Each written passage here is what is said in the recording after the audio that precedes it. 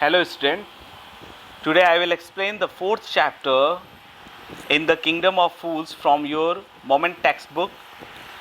In this chapter, there was explained about the foolish king and his ministers, and it is a very interesting story. You have to read it. It's a very humorous story also. तो इस story को लिखा किसने है तो ये आपको मैं बता दूं, that is the writer of this story I have explain to you now. That is, ये जो है वो इंग्लिश फॉक स्टोरी है जो जनरली गांव के एरिया में बहुत ज़्यादा लोग उसको बोलते हैं, बातें करते हैं।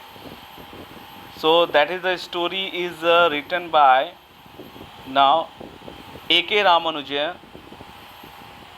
It is a Kannada, means ये कन्नड़ में लैंग्वेज, कन्नड़ जो फॉल्क होती है, जो लोकल स्टोरीज़ होती है, उसको इन्होंने इंग्लिश में लिखा है A.K. रामानुजन ने। और इस स्टोरी में बताया क्या गया है कि एक राज्य होता है जहाँ के राजा और उसके मंत्री सभी मूर्ख होते हैं। So let's see what is the, now this is the story.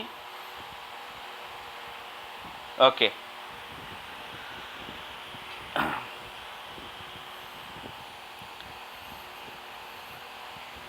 So इस स्टोरी में एक राजा होता है, जैसा कि आपको चैप्टर के टाइटल से ही पता चल रहा है कि इन द किंगडम ऑफ फूल्स, मूर्खों का राज्य, ऐसा टाइटल ही है इस चैप्टर का। और इस चैप्टर में बताया क्या गया है कि एक राजा होता है और जो उसके मंत्री होते हैं वो सबके सब मूर्ख होते हैं।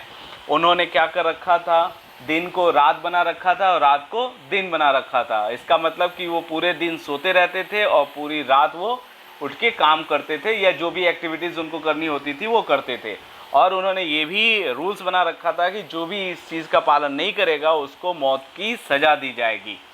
कैपिटल पनिशमेंट भी वो देने के लिए तैयार थे और देते भी थे, जिसके डर से वहाँ के लोग इस ऑर्डर को फॉलो कर रहे थे। एक दिन अचानक क्या होता है कि एक गुरु और उनके शिष्य उस राज्य में घूमने आते हैं। वो देखते क्या है कि सभी लोग तो सो रहे हैं, यहाँ पे कोई एक्टिव ही नहीं दिख रहा है, कोई पर्सन भी वहाँ नहीं दिख रहा था। तभी वो घूमते घूमते उनको शाम हो जाती है और शाम को वो देखते हैं कि लोग तो अब घरों से बाहर निकलना शुरू करते हैं। फिर उन्हें धीरे धीरे चीज़ें पता चलती है, ओ यहाँ पे तो किंग ने ऐसा बना रखा है कि दिन को रात और रात को दिन बोला जाएगा और लोग ऐसे ही काम करेंगे।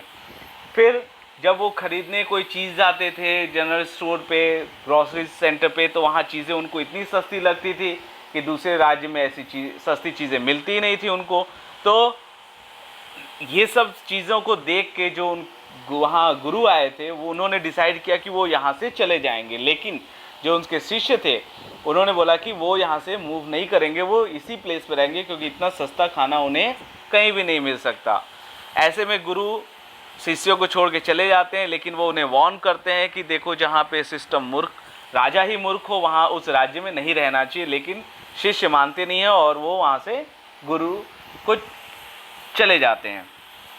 तभी उस राज्य में एक घटना क्या घटती है, एक चोर जो था एक व्यापारी के यहाँ चोरी करने जाता है और सडन जो दीवार थी वो चोर के ऊपर गिर जाती है, जिससे कि चोर मर जाता है। तो चोर का भाई जो था वो राजा के पास जाता है और कंप्लेन करता है कि महाराज, इस व्यापारी की दीवार ने मेरे भाई को मार दिया है। राजा ने उसको समन भेजा, उसको कॉल किया व्यापारी को, बिजनेसमैन को। वो आता है तो बोलता है महाराज मेरी क्या गलती है, तो दीवार बनाने वाले कारीगर की गलती है, मैंने तो कुछ नहीं किया। फिर राजा उस कारीगर को बुलाता है तो कारीगर बोलता है महाराज मैं क्या करूं, एक लड़की जो एंकलेट पहन के आ जा रही थी और उसके साउंड से मैं अट्रैक्ट हो जाता था और मेरे से ये कमज़ोर दीवार बन गई, तो इसमें मेरी क्या गलती है। फिर राजा जो था वो उस ओल्ड जो एंकलेट पहन के लड़की आ जा रही थी, अब इस समय तो वो काफ़ी बूढ़ी हो गई थी, फिर भी उसको बुलाया जाता है और बोला जाता है कि तुम ऐसा किया, तुमने इसको डिस्टर्ब किया कारीगर को, जिससे कि दीवार गलत बन गई, कमज़ोर बन गई, तो अब तुम्हें फांसी की सज़ा होगी। तो वो बोलती है कि महाराज मैं क्या करूं, जो गोल्ड स्मिथ है उसने जो मेरा एंकलेट था, जो मेरा डिज़ाइन बनाना था, वो उसके लिए बार बार मुझे बुलाता था, बार बार मुझे जाना पड़ता था क्योंकि वो जल्दी नहीं बना रहा था।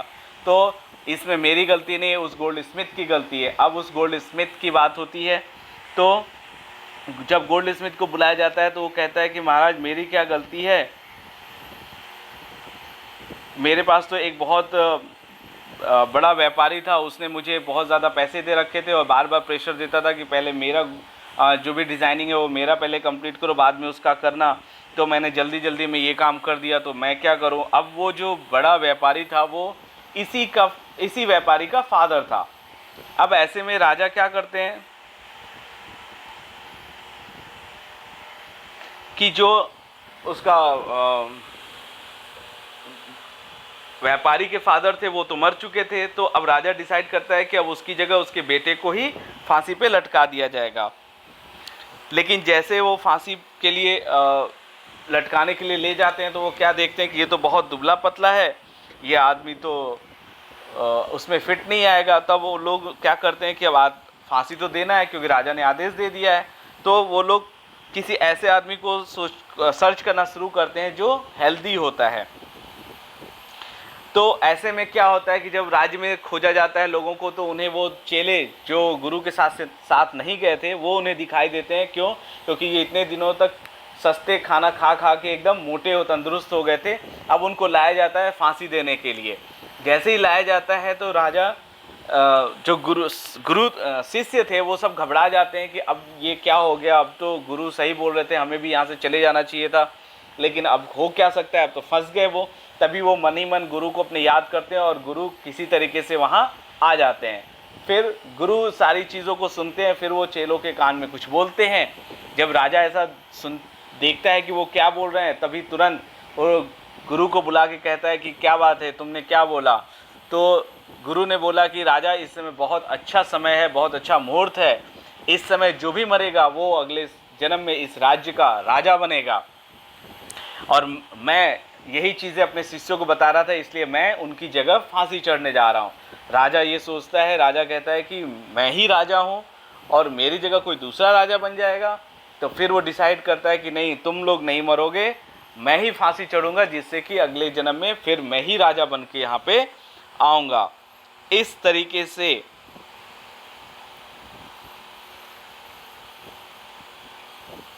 जो राजा था वो मर जाता है और गुरु जो थे वो अपने शिष्यों को बचा लेते हैं। So student, this is the story in the kingdom of fools. I hope you understand properly, read properly. If you have any doubt, then message me. I will give you proper solution. Thank you.